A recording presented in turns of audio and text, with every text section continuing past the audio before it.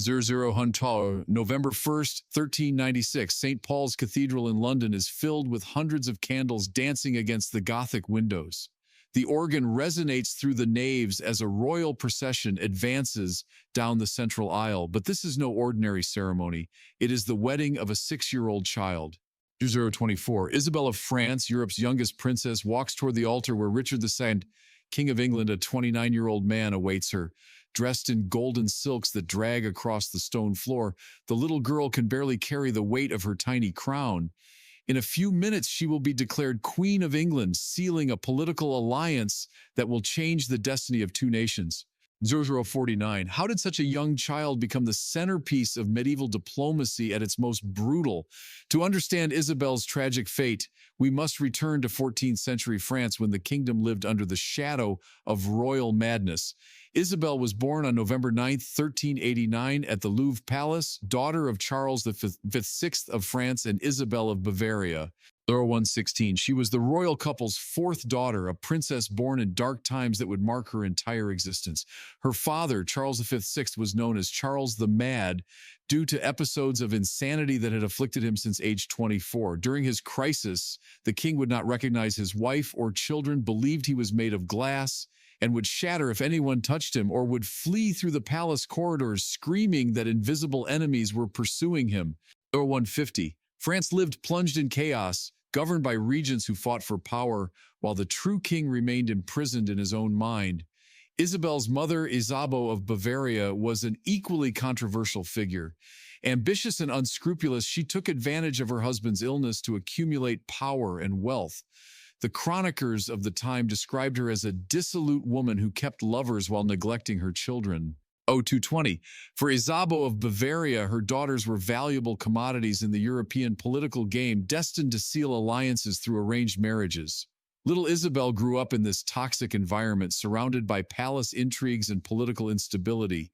France was torn apart by the 100 Years' War against England, by conflicts between Armagnacs and Burgundians, and by the consequences of royal madness. 0250. For a sensitive child, witnessing her father's crisis and her mother's calculating coldness created traumas that would accompany her throughout her life. In 1396, when Isabel was only 6 years old, a diplomatic opportunity arose that would change her destiny forever. Richard II of England, after years of war against France, sought peace to consolidate his internal power. 318, he had lost his first wife, Anne of Bohemia, and needed a new matrimonial alliance that would bring political and financial stability. The French counselors, led by the Duke of Berry, saw in the English request a golden opportunity. They proposed the marriage between Isabel and Richard, offering a gigantic dowry of 800,000 and a 28-year truce. 345. For France, bankrupted by war, it was an irrefusable opportunity to buy peace with the sacrifice of a child. The negotiations lasted months and were conducted with the coldness of commercial transactions. French and English ambassadors discussed the terms as if Isabel were cattle being sold at market. 0407. Her age, considered extremely young even by medieval standards, was the subject of debate. Some English counselors argued it would be better to wait until she turned 12, an age considered suitable for consummating matrimony, but Richard II was desperate. He faced internal rebellions, devastating financial problems, and the constant threat of deposition. 0431. French money and external peace were more important than considerations about the bride's age. In October 1396, the terms were finally settled. Isabel of France would be delivered to England as a political gift, a child sacrificed on the altar of royal diplomacy. Isabel's farewell from the French family was a spectacle carefully orchestrated to impress the English ambassadors at the Louvre Palace. 0459. Charles V, 6th, in one of his moments of lucidity, blessed his little daughter with tears in his eyes. Isabel of Bavaria, on the other hand, demonstrated her habitual coldness, treating the separation as a successful business deal. Little Isabel did not fully understand what was happening. For her, the journey to England was an adventure, perhaps temporary. 0526. She took with her only a few toys, her favorite dolls, and a small pet dog that had kept her company at the Louvre. The French retinue that accompanied her included hundreds of nobles, servants, and a special guard destined to protect the treasure being transported. The journey from Kalala to London lasted several weeks and was marked by grandiose ceremonies in each English city they crossed. 53. Local authorities competed to offer the most sumptuous receptions to the future queen, but Isabel, exhausted and intimidated by the excessive pomp, frequently cried and asked to go home. In London, Richard II prepared a wedding that would rival any royal ceremony of the era. St. Paul's Cathedral was decorated with French and English fabrics intertwined, symbolizing the union of the two kingdoms. 0622. Thousands of candles imported from France illuminated the environment while choirs sang in Latin and French. It was a spectacle designed not only to impress subjects, but to demonstrate to the world that England had achieved peace through diplomacy. Richard II himself presented as a reluctant but determined groom. At 29, he was considered one of the most refined men in Europe, a lover of arts and literature. 0652. He had deeply loved his first wife, and the prospect of marrying a child visibly embarrassed him, but political necessities superseded any personal consideration. During the ceremony, Isabel remained silent, clearly intimidated by the grandeur of the event. The Archbishop of Canterbury had to kneel to place the ring on her tiny finger while she looked around, seeking familiar faces that were no longer there. 0722. When declared Queen of England, she showed no joy, only confusion and growing fear. Isabel's life at the English court was initially protected by the circumstances of her age.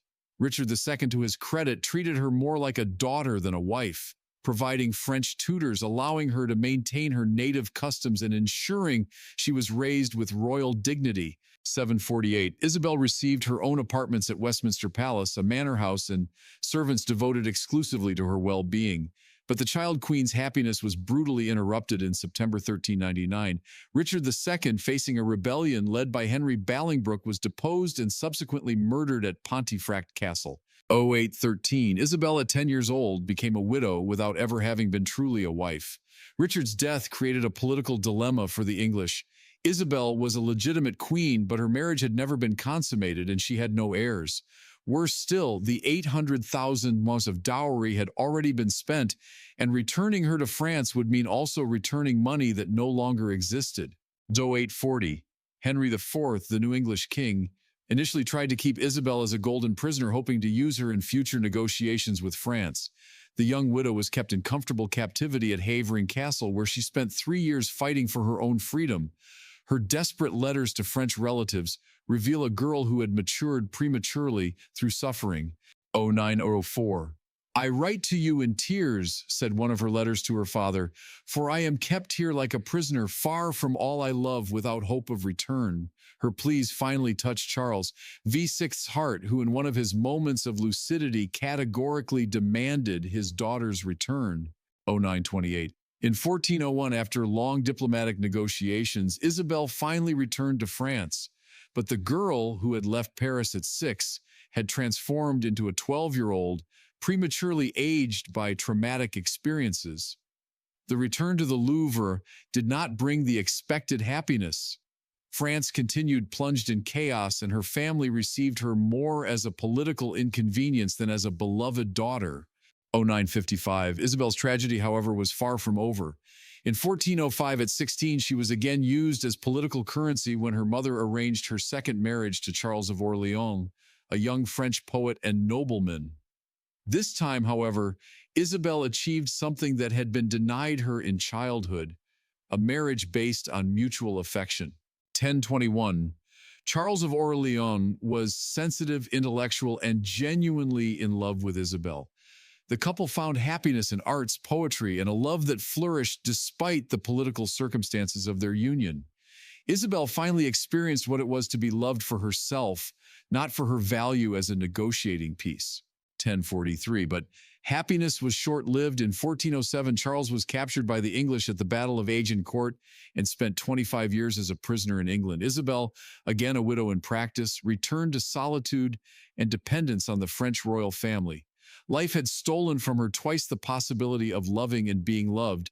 During the years that followed, Isabel lived discreetly at the French court, dedicating herself to charity and the arts. 1116. Her experience as England's child queen had given her a unique perspective on politics and diplomacy, knowledge she used discreetly to advise other members of the royal family. In 1409, Isabel gave birth to her only daughter, Joan of Orleans, a child who would grow up without knowing her father. Motherhood brought her some consolation, but also the bitter irony of knowing that her own daughter would probably face the same destiny, being used as a political instrument in arranged marriages. 1151, Isabel of France died in 1409 at 20 years old from postpartum complications. Her life had been entirely dominated by others' political needs. Sacrificed at 6 in a diplomatic marriage, widowed at 10, imprisoned at 12, married again at 16 for political convenience, and a practical widow at 18 when her second husband was captured. 1217, her death passed almost unnoticed by the chroniclers of the time, a striking contrast to the pomp that had surrounded her first wedding. Isabel of France had fulfilled her role as a political piece, generating an heir and sealing alliances, but never had the opportunity to live for herself. 1240, Isabel's story raises profound questions about the role of women in medieval politics and the human price of royal diplomacy. Her experience illustrates how children, especially girls of nobility, were treated as transferable properties between kingdoms, their lives entirely subordinated to the political interests of their parents and husbands. 1303, more than 600 years later, Isabel of France's tragedy continues to resonate as a somber reminder of the horrors of child marriage and the objectification of children for political purposes. Her story forces us to confront uncomfortable truths about how entire societies can normalize the sacrifice of innocence in the name of greater interests. 1326, the child princess who was delivered as a political gift never truly had a childhood. From age 6, she carried state responsibilities that should have belonged to adults. Her life was a continuous sacrifice to the gods of medieval politics, a price paid for temporary peace between enemy nations. Isabel of France remains an eternal symbol of childhood vulnerability before uncontrolled political power. 1356. Her memory reminds us that behind each diplomatic treaty, each royal alliance, and each political marriage in history, there frequently existed children whose lives were destroyed to satisfy the powerful's ambitions. The girl who became queen at 6 paid the supreme price for peace between France and England, her own happiness, and ultimately her 5.